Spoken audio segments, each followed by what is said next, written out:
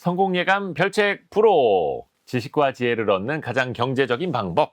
성공예감 별책 부록 시간입니다. 안녕하세요. 저는 이대호입니다. 여러분은 돈에 대해서, 경제에 대해서 얼마나 알고 계시나요? 왠지 공부를 시작하기에도 어려워. 이해가 잘 안 가. 이런 부분 많지 않습니까? 더 나은 내일을 위해서라면 경제 공부를 반드시 하셔야 되는데요. 그 출발이 또 어렵지는 않습니다. 오늘 조금 더 여러분께 도움 말씀을 드리겠습니다. 30살 경제 공부라는 책을 같이 한번 읽어보시죠. 손희애 작가와 함께합니다. 안녕하세요. 안녕하세요. 개념 있는 희애 씨. 그렇습니다. 는 유튜브 채널 이름이고. 네, 맞습니다. 네. 원래는 은행원 출신이셨고. 네, 맞습니다. 이번에 또 이제 책까지 쓰셔서 저희랑 함께 하는데. 네. 몇 번째 책이에요? 책으로는 3번째 책입니다. 벌써. 그런데 경제 공부가 그냥 경제 공부는 아니고 30살 경제 공부예요. 네. 30살에다가 이렇게 방점을 찍으신 건 어떠세요?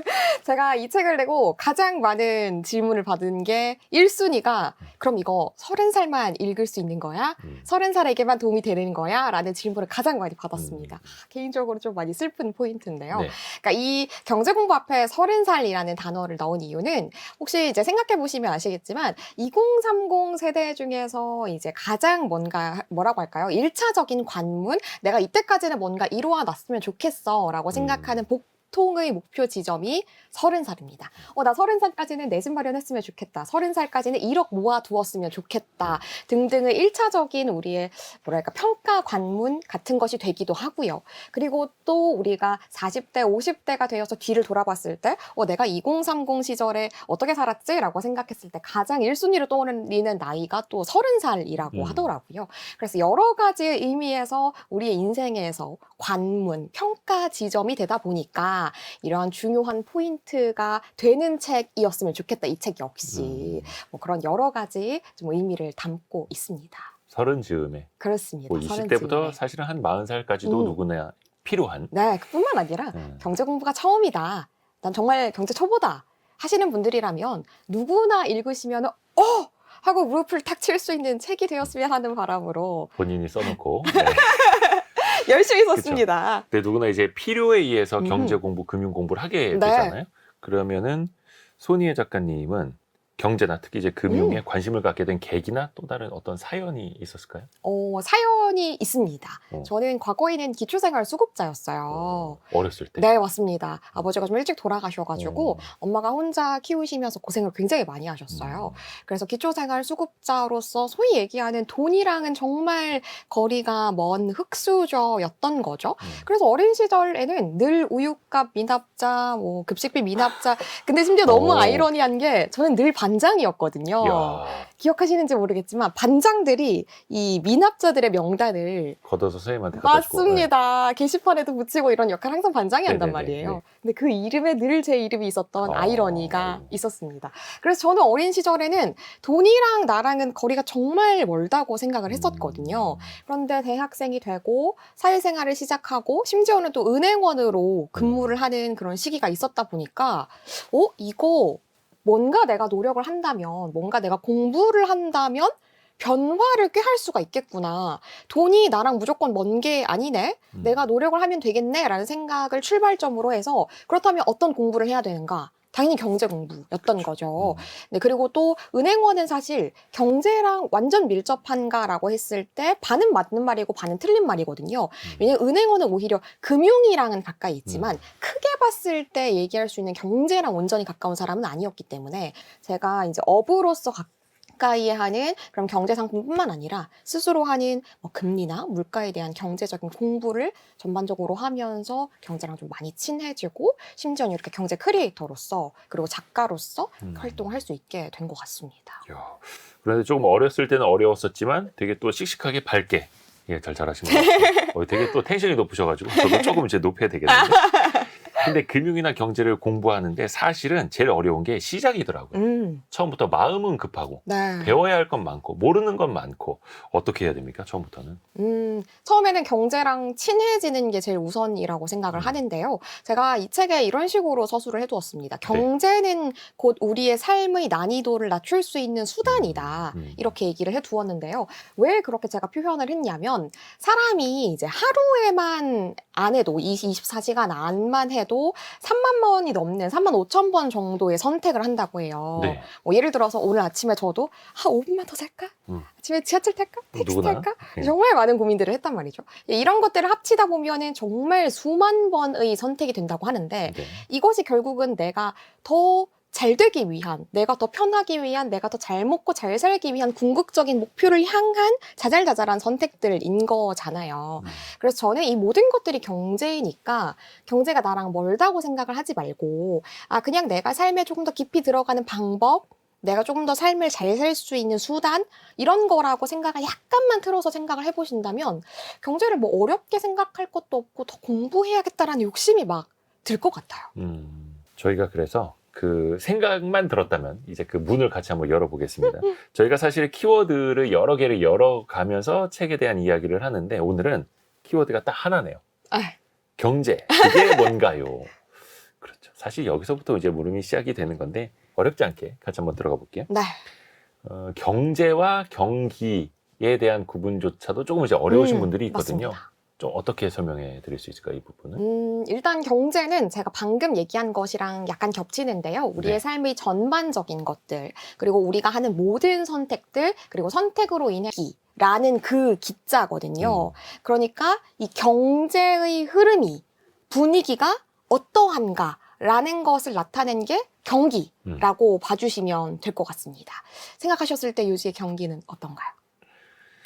글쎄요. 태어나서 경기가 좋다라는 말을 몇 번 못 들어본 것 같아가지고 네, 늘 어렵기도 하고 또 지금은 또 특히 자영업 경기나 내수 상황이 너무 안 좋은 네. 상황이긴 하죠. 네. 맞아요. 그러니까 방금 말씀 주신 것처럼 우리가 경제 상황이 어떠하다 이것을 우리가 분위기로 했을 때 경기가 너무 좋지 않은 것 같아 이렇게 표현을 하잖아요. 그래서 저는 이 책에서는 경기는 곧 경제의 날씨다 이렇게 얘기를 했었습니다. 우리는 보통 대부분이 흐릿한 글루미한 그런 날씨 속에서 계속 살고 있는 것 같은데 좀 써니한 그런 날들이 좀 빨리 왔으면 좋겠는데요. 날씨가 좀 좋아져야 되는데. 네, 그러니까요.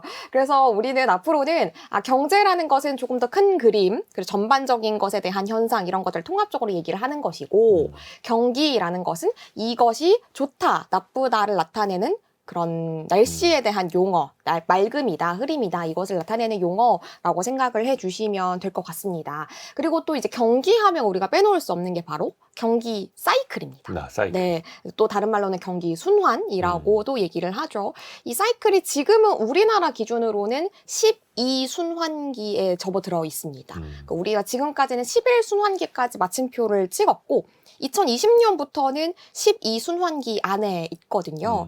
평균적으로는 한 사이클당 한 4년 4개월에서 4년 5개월 정도 되는데 이건 평균. 맞습니다. 이거는 정말 평균 값이라서 그러면은 2020년부터 지금 이제 거의 2025년도가 되어 가니까 이제 한 사이클이 끝나가는 거야? 그게 아닌 겁니다. 평균 값이니까요. 길게는 10년 혹은 10년 넘게도 한 사이클이 이어지기도 합니다.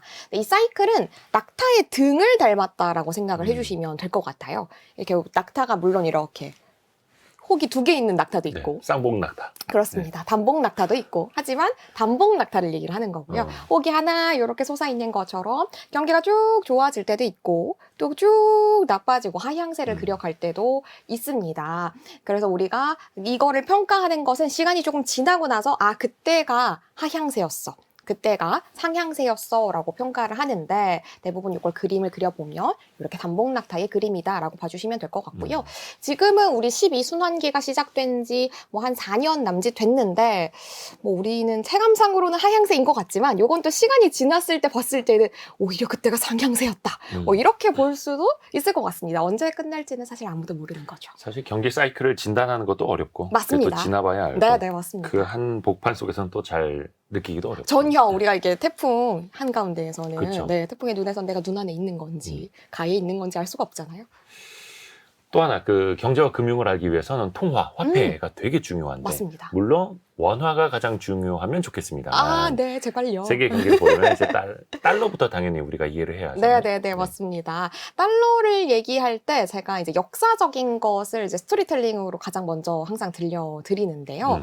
보통은 저를 비롯한 2030들은 응애 태어났을 때부터 이미 미국의 달러가 가장 강세, 였기 때문에 세계에서는 늘 달러가 1순위의 통화였구나, 화폐였구나 라고 생각을 하지만 옛날 옛적에는 그렇지 않았습니다. 잘 알고 계시겠지만 예전에는 영국의 파운드가 세계 1등의 화폐였습니다. 그쵸. 그런데 지금은 이제 흐름이 바뀌어서 미국의 달러가 1등 화폐가 된 거고요. 제가 이 책에서는 이렇게 표현을 했습니다. 우리 이제 게임에서 게임 많이 하시는 분들은 좀 공감을 하실 텐데 게임을 하다 보면 기본적인 아이템으로는 이 게임에서 내가 이게 좀 승기를 잡는 게 네. 어려울 때가 있거든요. 네네. 그럴 때는 소위 얘기하는 현질을 합니다. 이제 음. 현금으로 아이템을 사는 거죠. 그쵸. 예. 돈의 힘으로. 네, 맞습니다. 그러니까 이걸 하는 이유가 뭔가요? 내가 힘 있는 아이템을 가지고 있어야 네. 승기를 잡는 게 쉽고 이 흐름을 조금 더 비교적 쉽게 이끌어 갈 수 있기 때문이잖아요.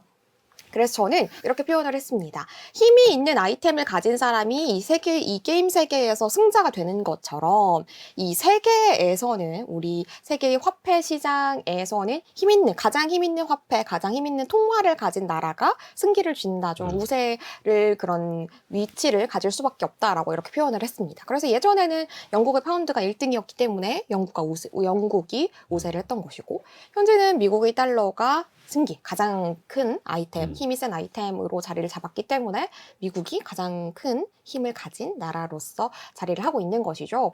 예전에는 이제 근본이제, 그러니까 돈보다 금을 더 우선시하는 힘이 더 세다라고 인정을 해주는 그런 흐름이었기 때문에 금이 굉장히 중요한 매개체였는데 예전에는 이 파운드가 금과 가장 가까운 통화였고 그 다음에는 달러가 금과 가장 가까운 통화였던 것이죠. 근데 지금은 근본이제가 와장창 깨졌잖아요. 없는데도 그렇다면 미국 달러는 왜 계속해서 힘이 센가? 수적으로도 가장 우세합니다. 아시겠지만 달러가 우리 전 세계에서 한 60%에서 70% 정도까지도 차지하고 있습니다. 근데 밖에 가서 해외 여행할 때 우리가 Can I pay by money? 원? 코리안 원 이래버리면 코리안 원이 뭐지? 이렇게 황당한 표정을 지을 수도 있잖아요. 근데 달러 내밀면 마치 당연하다는 듯이 받아주는 곳들도 꽤 많단 말이죠. 그러니까 이런 것이 결국은 통용이 되냐 안 되냐. 그쵸. 네, 그거의 차이인 거기 때문에 우리가 미국 달러를 좀 중요하게 볼 필요가 있는 거고요. 제가 이제 경제 기사 읽는 방법 그런 것들을 2030 대상으로 강의를 되게 많이 하는데 그때 우리가 달러가 비싸졌는지 혹은 좀 값이 내려갔는지도 잘 봐야 한다라고 하면은 왜 봐야 하나요? 우리나라 돈도 아닌데? 이렇게 물어보시는 분들도 꽤 많으십니다. 네, 그런데 우리가 게임 세계에서 봤을 때 어떤 아이템이 가장 힘이 센가? 이거를 전략을 알아야 우리가 또 게임을 이길 수 있는 것처럼 이 경제에서도 힘이 센 이 통화가 어떻게 움직이는가를 필수적으로 봐야 하는 거죠. 그렇죠. 그래서 기축 통화라고 하는 거고 맞습니다. 그 한 축, 가장 중요한 축을 차지하는 기축 통화가 달러인 거고 그렇습니다. 또 미국은 자신들의 상황, 여건에 따라서도 약달러, 강달러 그 정책을 또 자신들의 입맛에 맞게 또 바꾸기도 하고. 우리도 그럴 수 있었으면 좋겠는데요. 근데 우리는 어찌됐든 간에 이제 통화라는 거는 또 환율도 상대적인 개념이다 보니까 달러 대비 원화가 어떻게 되는지도 되게 중요하잖아요. 특히 많은 분들이 여행 갈 때 환전 많이 하시는데 왜 이 달러는 또 다른 이제 통화도 마찬가지로 바꾸는 장소마다 가격이 달라집니까? 이것도 많이들 물어보세요. 은행마다 환율이 너무 다 달라가지고 어느 은행이 환율이 가장 유리한가요? 이런 질문을 또 제가 전직 은행원이다 보니까 많이 받습니다. 이거를 마치 가게라고 생각을 하신다면 이 책에선 제가 당근을 파는 가게 이렇게 비유를 했었는데요. 이 통화가 그냥 하나의 물건이라고 생각을 하시면 조금 더 이해하기가 쉬우실 것 같습니다. 그냥 우리가 외화, 돈 이렇게 대입을 해버리니까 그래서 어렵죠. 그거를 이해하려고 하니까 돈이 왜 값이 다 달라 이렇게 생각할 수 있지만 그냥 하나의 각각의 물건이라고 생각을 한다면 이 A라는 은행에서는 당근 이 물건을 예를 들어 트럭으로 실어올 수도 있고요. B라는 은행, B라는 가게는 비행기로 실어올 수도 있고 또 C라는 은행, C라는 가게는 그냥 도보로 일꾼이 하나하나 실어가지고 올 수도 있습니다. 그러면은 저마다 조달 비용이 다 다르겠죠. 그리고 또 당근, 그러니까 외화를 얼마나 창고에 많이 쌓아두는가에 따라서 보관 비용도 다를 것이고 사람을 얼마나 많이 쓰냐에 따라서 인건비도 천차만별로 다 다르게 책정이 될 겁니다. 그러니까 이거를 어떠한 방법으로 하는가, 어떠한 규모로 하는가, 그리고 또 A은행에서 어떠한 통화, 어떠한 물건을 취급하는가 이것에 따라서 전부 다 수수료가 다르게 책정이 되는 겁니다. 이 수수료를 우리는 다른 말로는 스프레드라고 표현을 하기도 하는데요. 이것을 고객에게 어떠한 방식으로 얼마나 n분의 1을 해서 전가를 하는가, 이거에 따라서 은행별로 환율이 다 달라진다라고 생각을 해주시면 될 것 같습니다. 어떻게 또 조달하는가에 따라서도 달라지고 네. 은행 내에서도 지점이 어디 있는가에 따라서도 달라지고 네. 그 공항에 있는 지점은 조금 더 비싸잖아요. 환전 네, 수수료가. 맞습니다. 맞습니다. 거기서는 또 이제 비용도 많이 든다고 네, 하니까. 그래서 개인적으로 하나 팁으로 좀 말씀을 드리면은 네. 그 은행연합회라는 홈페이지가 있습니다. 네, 은행에 관련된 정보들 다 공시를 해두는 홈페이지인데요. 은행연합회 홈페이지 들어가 보시면은 각 은행별로 어떠한 통화를 취급하는지를 쫙 다 보실 수가 있으시거든요. 네. 그리고 그 통화별로 어느 정도의 규모로 가지고 있는지도 대략 보실 수가 있으시기 때문에 기왕이면은 해당 통화를 좀 많이 취급하는 은행을 가면은 많이 갖고 있다 보니 좀 싸게 팝니다. 그러니까 소위 말해서 헐값으로 좀 환전을 할 수 있다라는 얘기니까 은행연합회 참고를 해두시면서 환전을 하시면 조금 더 유리하겠죠. 네. 그리고 또 우리가 뭐 원화가 최근에 이제 약세다 이런 표현 많이 쓰는데 그 나라의 통화가 강세다 약세다 그 사이에는 어떤 원리가 숨어 있는 걸까요? 원리. 네. 저는 구분하는 방법부터 먼저 좀 말씀을 드리고 구분하는 싶은데 방법부터. 왜냐하면 약세가 우리가 돈을 많이 내는 거야? 우리가 돈을 적게 내는 거야? 이것도 구분을 많이 힘들어하세요. 이제 헷갈리죠. 네, 맞아요. 그래서 요거를 먼저 좀 한번 짚고 가고 싶은데요. 저는 강의할 때 이렇게 표현합니다. 돈을 많이 내는 사람이 약자입니다.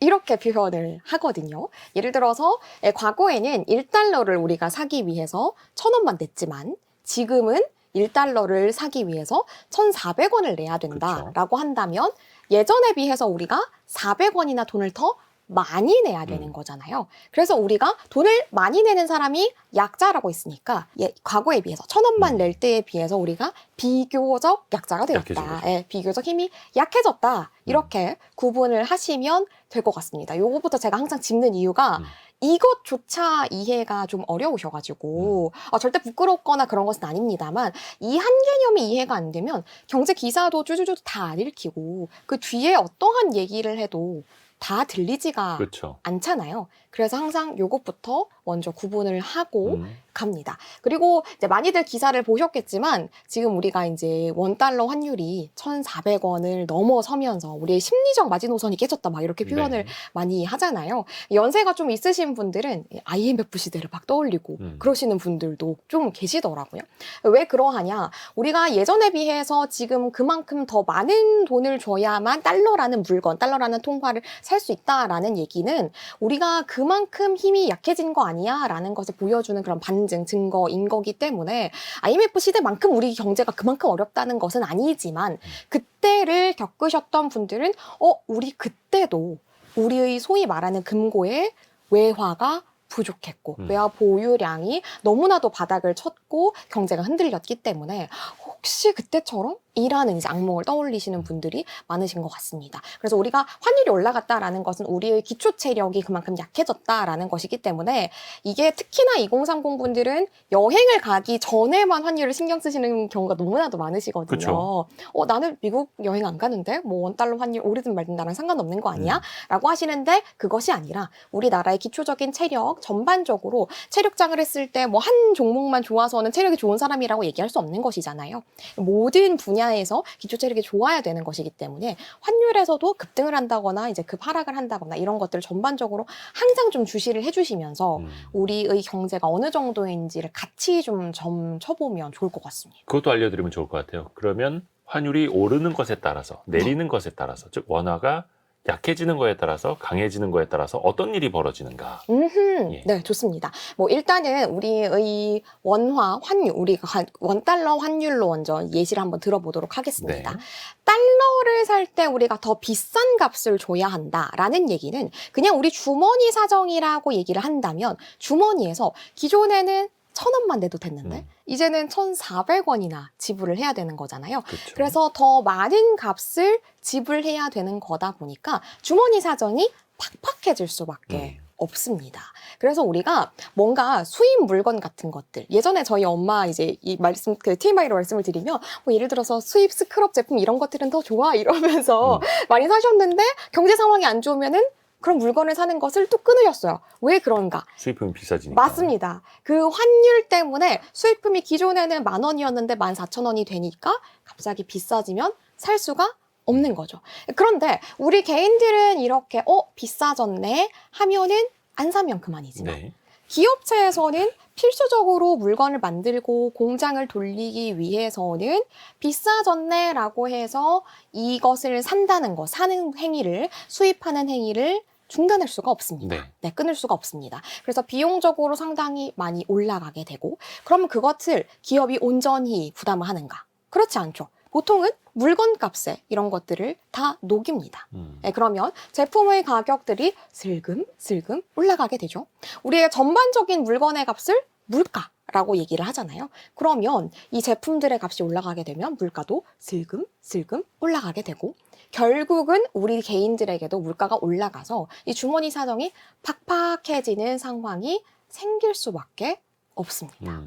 네, 그런데 또 웃는 사람들도 있습니다. 뭐 사람이라고 표현할 수도 있겠지만 하나의 기업체라고 표현하는 것이 조금 더 정확할 것 같은데요. 네, 수출을 전문적으로 한다 하는 쪽에서는 웃을 수밖에 없습니다. 그렇죠. 왜냐하면 1달러가 내 손에 쥐어졌을 때 예전에는 1,000원으로 바꿀 수 있었지만 지금은 1,400원. 그리고 단위가 올라가면 올라갈수록 뭐 정말 천문학적으로 비용이 늘어나는 거니까 그렇죠. 네, 수출을 전문적으로 하는 기업들에서는 웃게 됩니다. 하지만 이것 역시 좀 양면적이다라고 볼 수 있는 것이, 제가 방금 기업체들은 뭔가 사올 때 좀 부담이 늘어납니다라고 말씀을 드렸잖아요. 수출을 전문적으로 한다고 해서 그 수출을 하기 위한 물건을 만들 때 전부 다 국산 제품으로 만드는 것이 아니다 보니까 일부는 또 수입을 할 수밖에 없는 그렇죠. 것이잖아요. 그래서 수출 면에서는 분명히 뭐 예를 들어서 뭐 현대자동차나 뭐 삼성 이런 것들 웃고 있겠죠. 웃고 있긴 합니다만 또 속으로는 또 속이 굉장히 상하고 속이 문드러질 수 있는 것이, 이 재료값들은 수입을 통해서 조달을 할 때 비용이 또 올라가기 때문에 웃픈 그런 상황이 펼쳐질 수 있는 겁니다. 그래서 일반적으로 원달러 환율이 올라가면, 즉 원화가 약세를 보이면 수출 기업들에게는 좋다라고 네. 이야기를 하는데 네. 이게 또 주식시장 측면에서 보면 양면성이 있죠. 네, 맞습니다. 네. 특히나 우리가 해외에 투자를 많이 하시는 분들, 뭐 가령 미국 쪽으로 주식 투자를 많이 하시는 분들을 서학개미라고 표현을 많이 합니다. 그러면 우리가 반대로 봤을 때 같은 1달러, 일부러 제가 1달러로 계속 설명을 드리겠습니다. 1달러를 내가 투자를 하고 싶을 때 예전에는 1,000원을 환전해가지고 1달러 바꿀 수 있었지만 이제는 1,400원을 들여야 1달러를 환전을 해가지고 내가 투자를 할 수가 있는 그렇죠. 거잖아요. 그러면 내가 투자를 할 때 예전에 비해서 일단 내가 수익이 날지 안 날지도 모르는 상황에서 이것을 내가 주식을 사는 행위만으로도 이미 비용 쪽에서 부담이 늘어나게 됩니다. 네, 그렇기 때문에 성학개미들은 물론 거기서 수익이 난다면 정말 너무나도 감사한 일이지만 그것을 알 수 없는 상황에서 일단 내가 개인적으로 들여야 하는 비용이 많이 올라갔기 때문에 부담은 늘어날 수밖에 없습니다. 네, 이런 부분에서 한숨을 푹푹 쉬는 소리가 주변에서도 실제로 많이 들려오는 것 같고요. 또 우리 국내 투자자들만 생각할 것이 아니라 외국인 투자자들의 입장도 한번 생각해 볼 수 있겠죠. 왜 우리가 외국인 투자자들의 입장까지 생각해야 하느냐. 우리 주식시장에서는 외국인 투자자들의 비중이 상당히 큰 편입니다. 이 주변에서 이 경제 공부에 관심이 없는 사람들을 보면은 내가 주식으로 수익을 냈냐 안 냈냐에는 관심이 있지만 주식시장 전반에서 봤을 때 외국인 투자자가 들어오느냐 나가느냐 이거에 대해서는 관심을 가지지 않는 경우가 꽤나 많습니다. 네, 그런데 이게 결코 별개의 얘기가 아닌 것이, 우리가 하나의 가게라고 친다면 가게가 사람이 많이 오고 많이 물건을 팔고 흥해야 이 가게가 계속 잘 먹고 잘 살게 될 거잖아요. 그럼 이것과 연관되어 있는 사람들도 같이 흥하게 되는 것이죠. 우리나라가 하나의 가게라고 친다면 우리나라에 손님 많이 오고 우리나라가 물건을 많이 팔아야 같이 잘 살게 되는 것이고, 그리고 주식시장도 역시나 영향을 받는 거잖아요. 우리 개인들이 내 주식 올랐어! 라고 할 때, 기뻐할 때, 만약 외국인 투자자들은 막 다 나가고 있는 상황이다 라고 하면은 우리는 마냥 좋아할 수 있는 일이 아니다라고 볼 수가 있겠습니다. 그렇다면 외국인 투자자의 입장을 간단하게 짚고 한번 가보도록 하겠습니다. 외국인 투자자 입장에서는 우리나라에서 이제 1달러를 가지고 있을 때 우리나라의 주식을 투자를 하려고 할 때, 우리나라 기업에 투자를 하려고 할 때 1달러를 가지고 오니까 예전에는 1,000원으로만 바꿔주면서 내가 이 주식을 살 수가 있었는데 지금은 와보니까 1,400원이나 바꿔주네. 우와, 너무 좋아. 쓸어 담을까요? 당장만 놓고 보면 싸졌는데 앞으로가 걱정인 거죠. 맞습니다. 왜냐하면 주식을 떠나가지고 환율 자체에서 봤을 때 이 원달러 환율이 1,000원에서 1,400원이 되었다라는 것은 우리가 약해진 상황이다라고 얘기를 했잖아요. 네. 주식 하나만 볼 것이 아니라 환율, 그리고 그것을 더 나아가서 이 나라 전반적인 기초 체력을 보는 것이기 때문에 지금 당장 봤을 때 환율로서는 외국인 투자자가 땡큐인데 라고 생각할 수 있지만 이 사람은 앞으로 오를 것인가 떨어질 것인가를 평가했을 때 이 나라의 환율이 올라갔다는 것은 기초 체력이 약해졌다는 거 아닐까? 그렇다면 앞으로 이 국내 기업, 한국의 기업의 주식도 역시나 오를 것인가? 아닐 것 같은데? 라고 비관적으로 보는 시각이 강해질 수가 있는 거인 거죠. 그래서 반드시 환율 하나만으로 투자를 할 것인가 말 것인가를 고르는 것은 아닙니다만 굉장히 큰 영향을 미친다라고 우리가 정리할 수가 있는 거죠. 그렇죠. 또 외국인 입장에서는 원화가 강세라는 건 원화로 된 자산이 강세다. 또 이렇게 볼 수 있는 맞습니다. 거고요. 그 주식시장 이야기한 김에 조금 더 개념을 좀 잡아드리면 좋을 것 같아요. 네. 특히 이제 증시에서 쓰이는 용어가 어렵다 보니까 이를테면은 왜 옛날 신문에는 유가증권 막 이렇게 썼거든요. 맞습니다. 또 주식하고 증권 어떻게 구분하는지 모르시는 분들도 꽤 계시고요. 네, 맞습니다. 근데 구분을 할 것 없이 큰 개념, 작은 개념이라고 생각을 해주시면 될 것 같습니다. 유가증권이 더 큰 개념이고요. 그 안에 주식이 있다, 포함이 된다라고 생각을 해주시면 될 것 같습니다. 마치 우리 학창 시절에 배웠던 교집합 그런 것들, 그림, 벤 다이어그램 그런 거 네. 생각을 해주시면 될 것 같습니다. 합으로 포함이 되어 있는 그림인 거고요. 사실 증권이라는 것 자체만 봤을 때는 수에 관련된 거, 그러니까 돈에 관련된 것만 우리가 증권이라고 하는 것은 아닙니다. 네. 그런데 이런 증서에 이 사람이 주식을 샀습니다. 이 사람이 채권을 가지고 있습니다. 이런 것들을 기재하는 것을 우리가 유가, 그러니까 대가가 관련된 것들을 유가증권이라고 부르면서 이것이 그냥 증권 이꼴 유가증권 이렇게 점점 자리가 잡히다 보니까 우리는 통합해서 그냥 증권이라고 부르게 된 것이고요. 이 증권 안에는 주식도 있고 채권도 있고, 그리고 우리가 이제 은행에서 발행해서 쓰는 수표도 있고 여러 가지 수단이 있는 것입니다. 그래서 신문을 혹시 보시는 분들은 아실 것 같은데 코스피에 대한 얘기를 볼 때 우리가 이제 가장 위에 보면은 유가증권 시장이라고 되어 있거든요. 근데 코스피는 알겠는데 유가증권 시장은 모른다. 라는 것은 사실 어불성설인 거죠. 같은 것으로 보시면 되는 것이기 때문에 앞으로는 유가증권 시장이라는 얘기가 이제 신문에 적혀 있다. 그러면은 코스피 얘기구나, 우리 주식시장에 대한 얘기구나라고 우리 같이 봐주시면 될 것 같습니다. 그 값어치 있는 증권을 주고받는, 사고파는 시장이 유가증권 시장. 네. 이렇게 생각하시면 되는데, 요거 옛날 표현으로는 한국거래소도 아직까지도 코스피 시장을 유가증권 시장이라고 부르고, 네네네네. 코스닥은 그냥 코스닥 시장 이렇게 네, 부르거든요. 맞습니다. 근데 원래는 코스닥도 유가증권 시장이 맞습니다. 네. 그게 옛날 그 증권거래소 시절에 네네네. 조직 구성 때문에 그걸 나눠서 불렀다라는 거. 코스닥도 현재는 유가증권 시장이 맞다라는 거 알려드리면 좋겠고, 또 하나가 주가랑 액면가는 뭐가 다른 건가요? 아하. 호가랑 시장가는 어떻게 다른 건가요? 이런 질문들도 많아요. 맞습니다. 일단 주가는 그 주식, 그러니까 저는 이 책에서는 이 기업의 주식을 한 판의 케이크라고 생각을 하자라고 이렇게 표현을 했습니다. 이 주식을 우리가 이 기업을 케이크를 잘게 n분의 1로 나누었을 때 한 조각씩 나누어서 가지면서 저도 이 기업의 저도 이 기업의 주인이에요. 저도 이 기업의 주인이에요. 라고 다들 n분의 1씩 지분을 가지고 권리를 갖게 되는 것을 우리가 주식을 발행하게 되는 것, 그리고 주주가 되는 것이라고 표현을 했고요. 그렇다면 이 한 판의 케이크를 총액을 얼마로 설정할 것이고, 그리고 이 한 판의 케이크를 몇 조각으로 나누었는가에 따라서 한 조각의 가격이 결정이 될 것이잖아요. 그렇죠. 이 한 조각의 가격을 우리가 주가라고 얘기를 할 수가 있습니다. 그리고 처음에 이 주가를 정하게 될 거잖아요.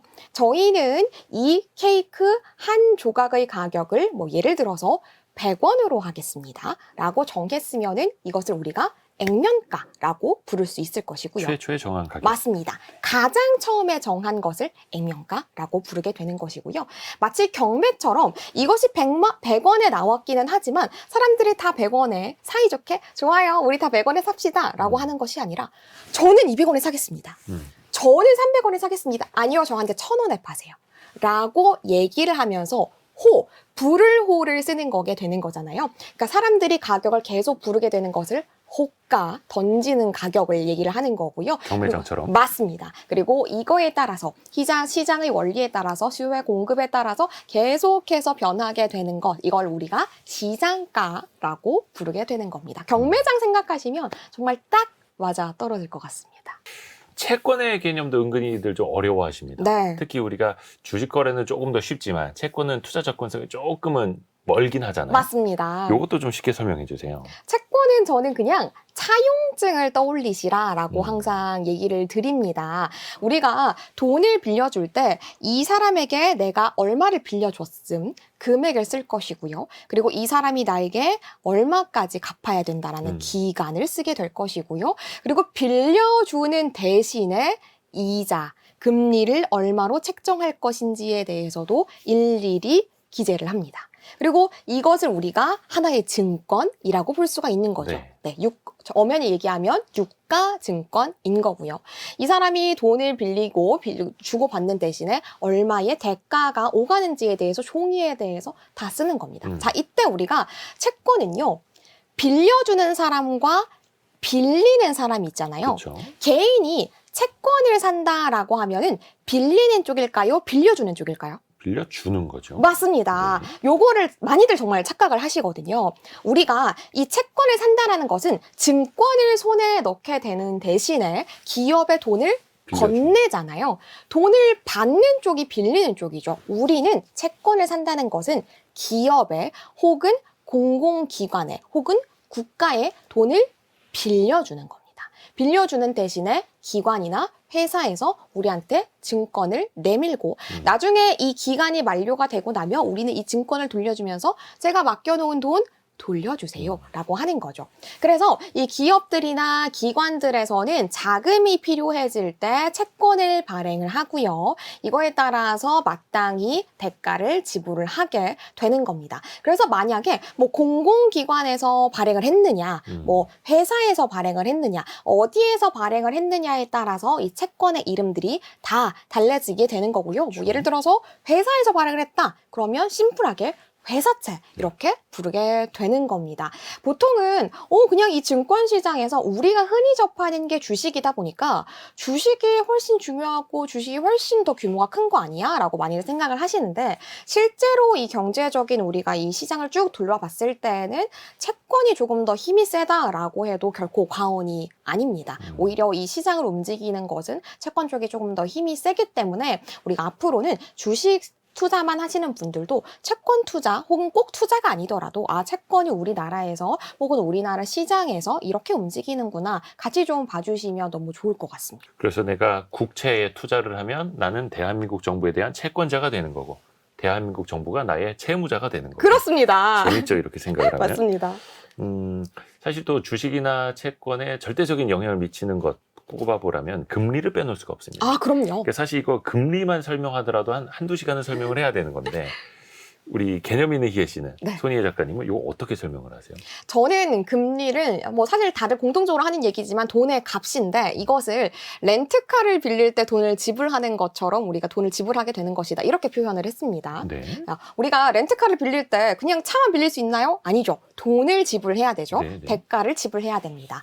돈도 그냥 가져올 수 있는 것이 아니라 이 돈을 사용하는 대가, 빌리는 대가를 지불해야 됩니다. 우리는 그것을 돈의 값, 돈의 가치 이렇게 두루두루 표현을 하면서 결론적으로는 금리라고 표현을 하는 거죠. 근데 제가 항상 정말 기초 중에 기초인 분들을 강의할 때는 금리랑 이자부터 구분을 합니다. 금리랑 이자를 똑같이 쓰시는 분들이 되게 많으신데요. 네. 이자를 퍼센테이지, 그러니까 비율로 나타낸 것이 금리입니다. 요거부터 구분을 해주는 거. 우리 이게 뭐 저런 거 가지고라고 생각하실 수 있지만 경제는 정말 작은 거에서 큰 오해를 불러올 수 있고 오히려 해석이 좀 달라질 수도 있고 그렇기 때문에 이 이자, 유리, 금리다. 요거부터 좀 짚고 가면 좋을 것 같습니다. 이자, 율. 맞습니다. 그렇죠. 근데 사실 이제 금리는 높아도 걱정이고 너무 낮아도 걱정이에요. 너무 낮으면 이제 예적금 금리 얼마 안 나온다. 맞습니다. 너무 높으면 또 대출금리 높다. 이거를 또 상대적으로 봐야 하는 거잖아요. 네네네. 맞아요. 그래서 사실은 고금리가 높은 것이냐, 혹은 저금리, 그러니 고금리가 좋은 것이냐, 혹은 저금리, 좀 금리가 낮은 상태가 좋은 것이냐, 이렇게 물었을 때는 제가 대답을 못하는 게 아니라 어느 누구도 대답할 수 없을 거예요. 정답은 없죠. 정답이 없기 때문에. 네. 왜냐하면 금리가 높을 때 일어나는 현상, 금리가 낮을 때 일어나는 현상, 각각의 장단점이 있습니다. 우리가 조금 현상을 한번 짚어보면요. 최근에 또 기준 금리를 내렸잖아요. 금리를 내렸을 때는 저는 이렇게 표현을 하거든요. 돈이 가벼워졌다. 그래서 사람들이 돈을 쓰기가 조금 더 용이해진 겁니다. 지갑에서 빠져나가는 속도가 조금 더 빨라진 거죠. 돈을 빌릴 때도 조금 부담이 적어졌으니까 대출을 받기가 용이해지고 대출을 받기가 용이해지면 그동안 내가 금리가 비싸가지고 집 마련하는 게 힘들었는데 이제 좀 부담이 적어졌네. 집을 사려는 사람들의 수요도 조금 높아지게 됩니다. 그리고 기업들의 입장에서도 돈의 값이 비쌀 때 그러니까 대출을 받기 힘들 때보다는 아무래도 기업의 규모를 조금 더 키우는 데 용이하겠죠. 소위 얘기하는 투자를 늘리게 됩니다. 네. 그러면 투자를 늘렸다. 우리가 쉽게 생각했을 때 공장의 규모를 키웠다라고 생각을 해보면 공장의 규모를 키웠으니까 그만큼 뚝딱뚝딱뚝딱 일할 사람들이 더 많이 필요할 거잖아요. 네. 그럼 일자리가 더 많이 늘어나겠죠. 네, 이런 것들 하나하나가 쌓이다 보면은 금리가 내려갔을 때는 경기의 호황이 올 가능성이 크다라는 것이지 무조건적인 법칙은 아닌 것이고요. 이 금리가 올라갔을 때는 돈이 아이고 무거워졌잖아요. 그러다 보니까 주머니에서 돈이 빠져나갈 때에도 조금 힘겹습니다. 그래서 다들 좀 돈을 쓰는 것을 몸을 사리게 되는 것이고요. 부동산 가격 역시 사람들이 금리가 높은데 그것을 감수하고 집을 살 사람들은 많지 않을 거잖아요.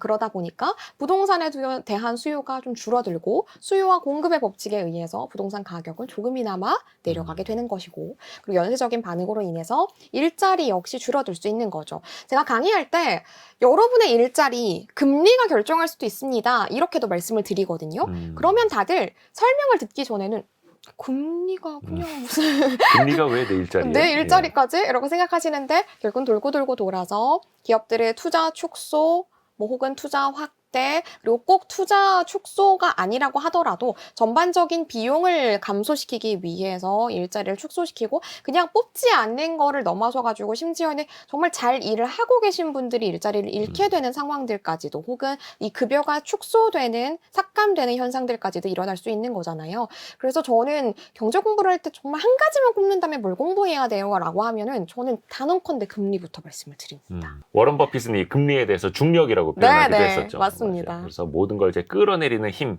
것 같기도 하고 이 중력과 같은 금리가 낮아지느냐 높아지느냐에 따라서 그 사람이 점프를 얼마나 뛸 수 있느냐가 또 달라질 수 있는 것처럼요. 맞습니다.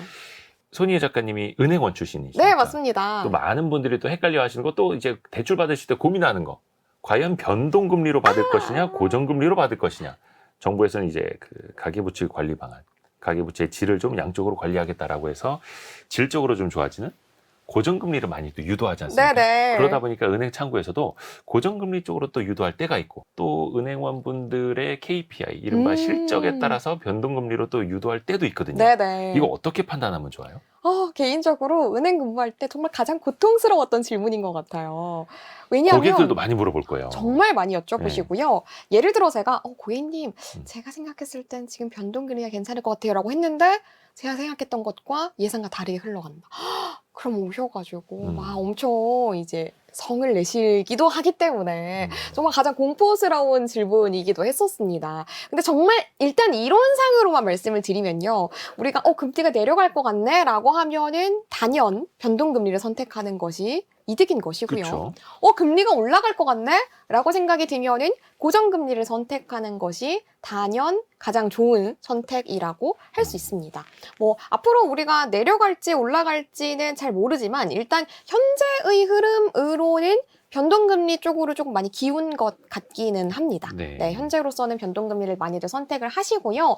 그런데 여러분, 물론 변동금리랑 고정금리를 선택하는 게 어렵습니다. 어려운데 네. 이거를 한 번 선택한다고 해서 우리가 내가 이거를 몇십 년 동안 무조건적으로 쭉 끌고 가야 돼 라는 생각을 해서 되게 부담스럽게 생각을 하시는데 적절하게 요즘은 대환대출이 너무나도 잘 나와 있기 때문에 대출 갈아타기. 네네. 그래서 물론 시적절하게 내려갈 것 같을 때는 변동금리를 선택을 하고 올라갈 것 같을 때는 고정금리를 현명하게 선택하시는 게 베스트입니다만 요즘은 대환대출을 할 수 있는 플랫폼이 너무 잘 나와 있고 네. 그리고 대환대출을 할 때 우리 중도상환 수수료의 허들도 많이 낮아졌고 아예 감면을 해주는 이벤트들도 많이 하고 있기 때문에 그쵸. 그런 것들을 잘 활용을 하신다면 조금 그나마 괜찮은 선택을 하실 수 있을 것 같습니다. 근데 최근에는 어쨌든 결론적으로는 변동금리를 거의 한 3명 중에 2명 정도는 변동금리를 많이들 선택하고 계시는 추세인 것 같습니다. 또 대출을 실행한 지 한 3년이 지나면 조기 상환 수수료가 붙지 않으니까 네네네. 그때쯤 갈아타는 것도 하나의 방법이고 그래서 네. 어떤 분들은 한 3년치의 금리 방향만 봐라. 근데 사실 맞아요. 그거는 거의 불가능에 가깝습니다. 네네네. 피터 린치도 기준금리 3번만 미리 맞출 수 있으면 정말 세계 최고의 부자가 네, 될 것이다 이런 그럼요. 얘기도 했었는데 다만 한국은행을 비롯해서 중앙은행의 방향을 보면 좀 알 수 있죠. 예를 들어서 지난달에는 금리를 내렸는데 다음 달에는 금리를 올리고 이러진 않잖아요. 그럼 물론이죠. 통화정책 이제 하나의 방향이 있기 때문에 그 방향성을 좀 보시면 조금 더 도움이 될 것 같아요. 그래서 저는 개인적으로 하나만 덧붙이자면 한국은행에서 금리를 내렸냐 올렸냐 혹은 동결했냐에 따라서 의사록을 공개를 하잖아요. 네. 그게 물론 너무 길어가지고 다 읽으실 수는 없습니다만 그거를 한국은행 홈페이지 들어가서 보도자료에 들어가서 보시면 누구나 보실 수가 있는데 가장 앞에 한두 페이지 정도는 요약이거든요. 그거 정도는 우리가 좀 읽는 습관화를 들이면 경제에 관심 있는 사람들이라면 정말 누구나 이 실력을 점프업하는데 너무 큰 도움이 될 겁니다. 우리가 기사를 많이 읽으라고 하는데 결국은 기자님들도 그 보도자료를 가장 많이 활용을 하시거든요. 그것들을 보고 기사를 쓰시는 거기 때문에 나 좀 경제에 관심이 있어. 그리고 대출 관련해서도 너 받을 일이 있어. 혹은 앞으로 동향을 좀 알고 싶어 하실 때에는 그 앞에 요약 한두 페이지라도 우리가 좀 읽는 습관화를 들이면 너무 큰 도움이 될 것 같다 말씀드리고 싶습니다. 사실 전망이나 예측이 쉽지는 않고 거의 불가능에 가깝습니다만 특히 중앙은행에서 FOMC 의사록, 한국은행 금통위 의사록이 보여주는 걸 보면 또 이분들은 어떻게 전망을 하는지를 분석 가능할 수 있으니까요. 우리가 사실 금리 얘기를 하는데 이 금리는 어떻게 보면 물가가 좌우하기도 합니다. 네, 맞습니다. 그래서 이 물가 관련된 뉴스도 우리가 놓치면 안 되는 거죠. 네, 맞습니다. 특히나 저는 급여소득자이시라면 물가 관련 기사를 꼭 보세요. 라고 말씀을 드립니다. 우리가 보통 물가 하면은 엄마들만 맨날 얘기하는 그냥 거. 체감 물가. 네네네. 늘 비싸. 마트 가면은 아유 물가가 떠올랐어 이러면서 맨날 엄마들만 얘기하는 거라고 생각하시는데 내가 자취를 하든 안 하든 엄마랑 같이 살든 안 살든 물가는 누구나 봐야 되는 거고요. 특히나 제가 급여소득자들이 꼭 물가를 확인하시라 라고 말씀드리는 것은 이 명목 임금과 실질 임금을 좀 구분하셨으면 하는 마음에 그 급여소득자라면 더욱이 물가 기사를 보십시오 라고 말씀을 드리는 겁니다.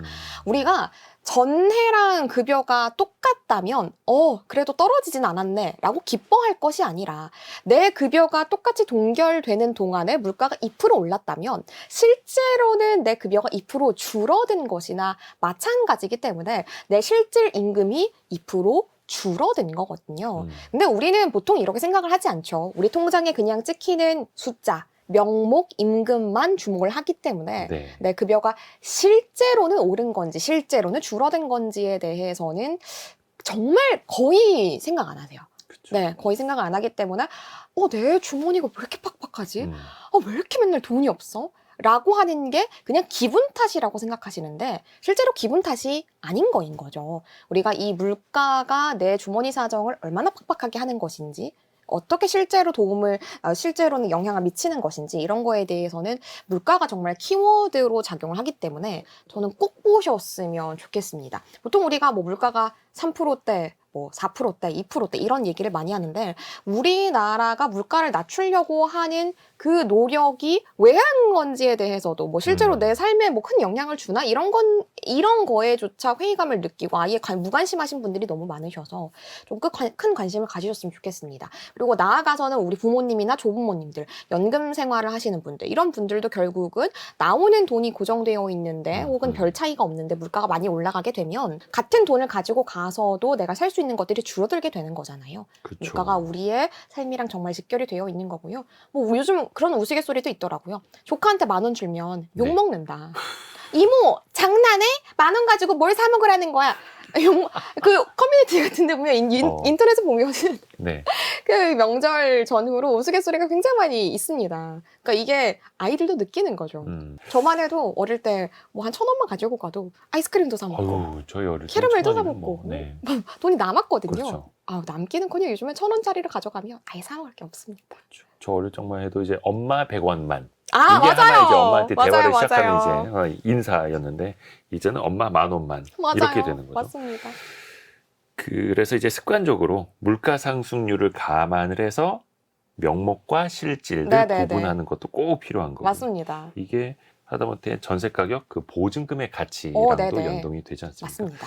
따지고 보면 부동산 가격도 이 물가 상승률 또 이제 금리에 따라서 네네네. 또 영향을 안 받을 수가 없어요. 네, 물론 영향을 네. 받습니다. 제가 아까 금리를 말씀을 드리면서 금리가 조금 낮아지면 내 집 마련을 조금 욕심을 내시는 분들이 생길 수밖에 없다 이렇게 말씀을 드렸는데 네.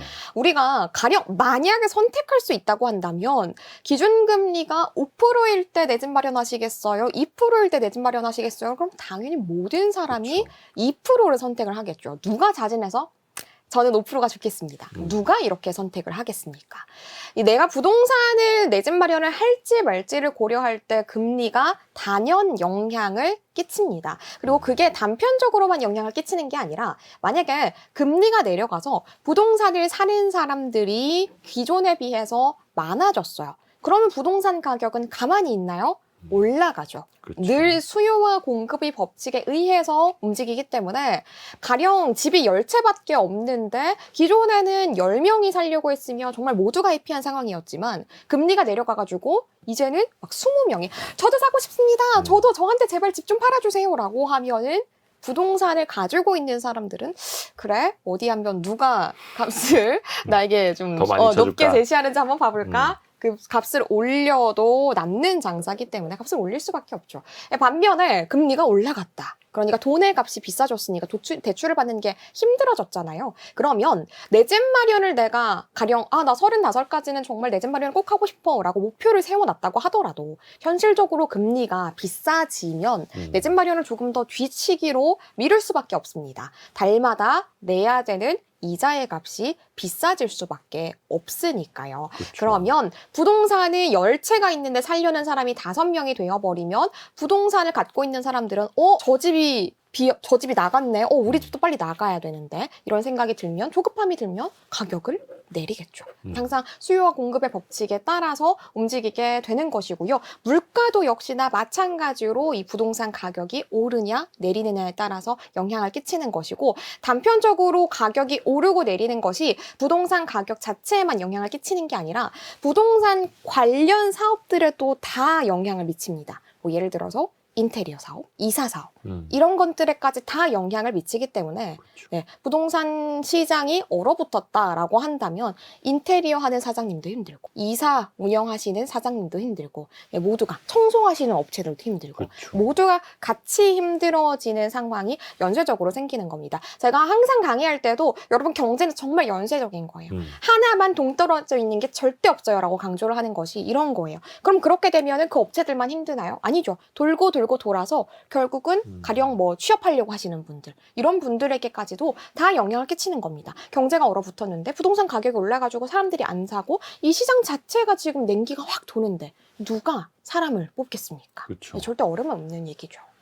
그래서 다 연계가 되어 있는 거고 그게 거미줄처럼 어떻게 보면 그 이상으로 복잡계가 되어 있는 거고 아까 고용 잠깐 이야기해 주셨는데 우리가 네. 출산율 많이 걱정하는 것도 그거잖아요. 이건 이제 국가 경제 미래랑도 연결이 되어 있는 거기 때문에 신경을 안 쓸 수가 없고 그런데 또 어떤 분들은 아니 그러면 그 14억 명이 넘는 인도나 중국은 그러면 세계 최고의 경제 대국이 되었어야 되는데 그건 왜 안 되느냐 또 이렇게 반문하시기도 하고요. 출산율, 인구와 경제는 우리가 어떻게 따져보면 좋을까요?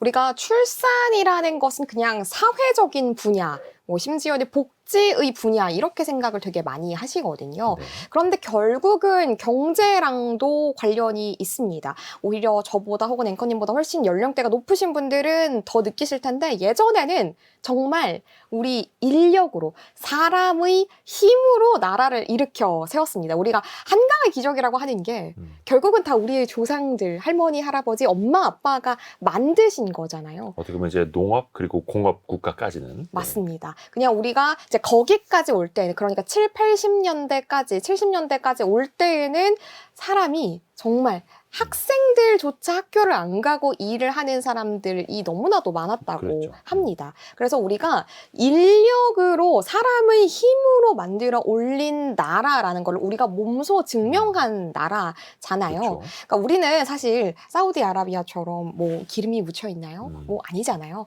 그러니까 우리는 부존량, 그러니까 땅에 묻혀 있는 어떠한 것들이 많지 않은 나라, 거의 없는 나라기 때문에 사람의 힘으로 혹은 기술로 우리가 부를 창출하고 나를 일으켜 세우는 방법밖에 없습니다.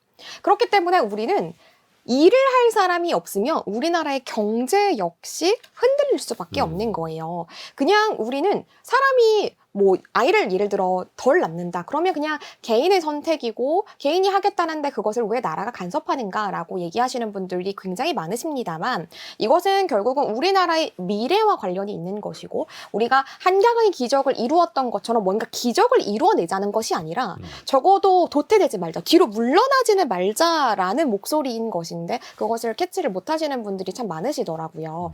물론 개인의 선택이죠. 저도 선택을 하겠죠. 그리고 친구들도 모두 선택을 하겠죠. 개인의 선택이긴 합니다만 결과적으로 봤을 때는 수로 봤을 때, 수치로 봤을 때에는 일할 사람이 줄어들고 그리고 그냥 단순히 사람만 많으면 되는 것이 아니죠. 모두가 늙어갑니다. 사람이 늙어가고 그렇다면 허리 역할을 할 젊은이들이 계속 있어야 되는데 젊은이들이 줄어든다는 것은 일할 사람이 줄어든다는 얘기, 즉 우리가 만들어낼 수 있는 부의 크기가 경제를 일으켜 세울 수 있는 그런 확률의 수치가 점점 작아진다라는 얘기인 거기 때문에 우리 경제랑 완전 직결된다라고 얘기를 할 수가 있는 거죠. 제가 책에서도 썼는데 이 김광석님의 서른 즈음에라는 노래가 있었잖아요. 네네네. 근데 요즘에는 한 40쯤은 돼야 그 노래를 이해할 수 있다라고 합니다. 그렇죠. 평균 연령도 많이 올라갔으니까. 맞습니다. 네. 우리가 중위 연령이라고 얘기를 하잖아요. 네. 김광석님이 그 노래를 쓰실 때는 실제 중위 연령이 한 29세 정도였습니다. 그러니까 서른이 되면은 이제 정말 중간을 넘어선 거니까 어른이 된 거죠. 어른이 됐습니다. 근데 요즘은 40쯤은 돼야 이제 중위 연령을 넘어서는 거기 때문에 그 40은 넘어서야 그 노랫말을 이해할 수 있고 맞아요. 우리가 소위 얘기하는 어른이 되었다라고 이제 조금 인정을 받는 거죠. 그런데 한 10년 뒤쯤에는 40쯤도 아니고요. 쉰은 넘어야 네, 그 노랫말을 이해할 수 있다고 합니다. 왜냐하면 실제로 수치적으로도 중위 연령이 50대로 넘어갈 가능성이 높기 때문입니다. 그러니까 우리나라가 그만큼 빠르게 늙어가고 있다라는 거니까 아이를 낳고 말고는 당연히 개인의 선택입니다만 경제와 직결되고 있다라는 것은 모두가 좀 같이 직시를 하면 너무 좋을 것 같습니다.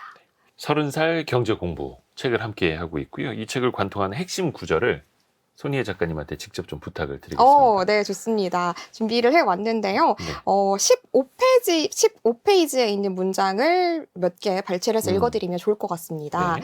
제가 가장 처음에 말씀드렸던 것과 일맥상통합니다. 자, 이런 문장인데요.